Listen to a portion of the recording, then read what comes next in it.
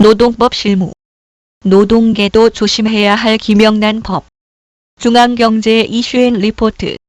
2016년 10월 19일자 내용이며 민주노총 법률원에서 나온 부정청탁금지법 Q&A에서 인용하였습니다. 1. 작성 배경.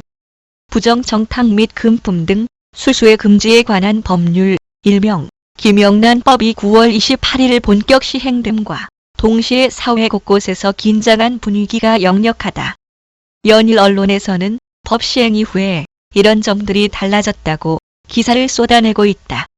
그동안은 주로 이 법의 적용 대상이 되는 공무원, 기자, 교원 등을 중심으로 이 법의 적용에 대한 관심이 집중되었는데 얼마 전 노동계가 바짝 긴장하기 시작했다. 노동조합의 간부 중 꽤 많은 사람이 김영란법의 적용을 받는 것으로 파악되었기 때문이다. 한국노총과 민주노총은 각각 김영란법을 해설하는 Q&A 자료를 만들어 배포했고 노조 간부나 조합원을 상대로 한 교육을 준비하고 있다.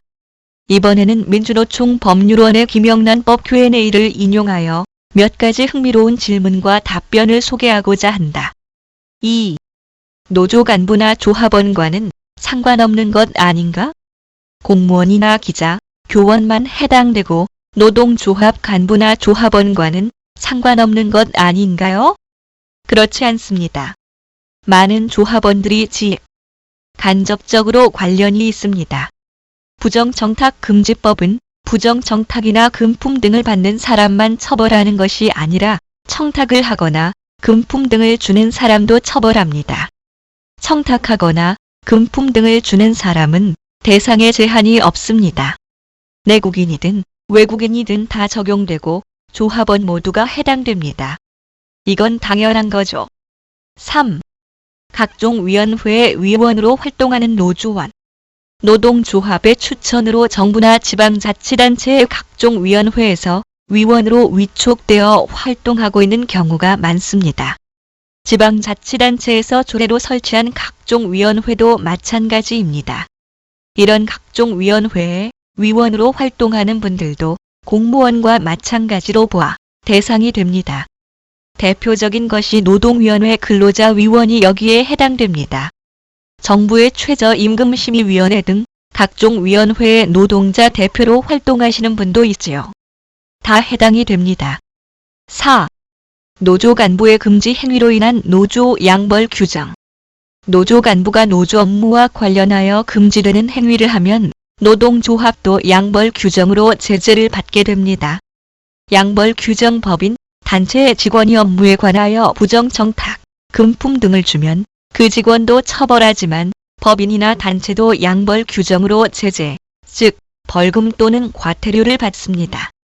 그럴 일은 별로 없겠지만 노조 간부가 노조 업무와 관련하여 금지되는 행위를 하면 노동조합도 양벌 규정으로 제재를 받게 됩니다. 행위자가 받는 처벌과 같은 벌금 또는 과태료를 처분받게 됩니다. 5. 산별연맹 기관지의 언론사 해당 여부. 산별연맹에서 기관지를 발행하는데 언론사에 해당되나요?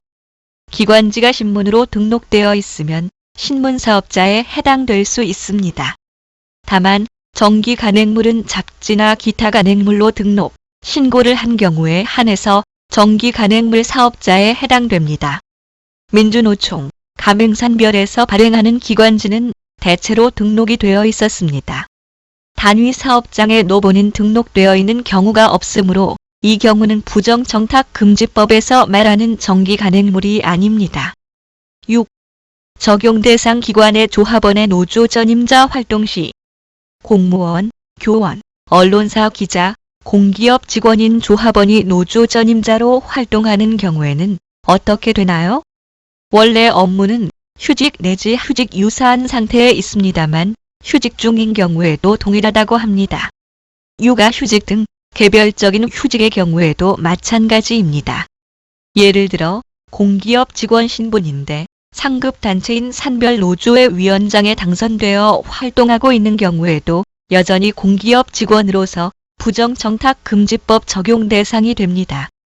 도움이 되셨길 바랍니다. 들어주셔서 고맙습니다.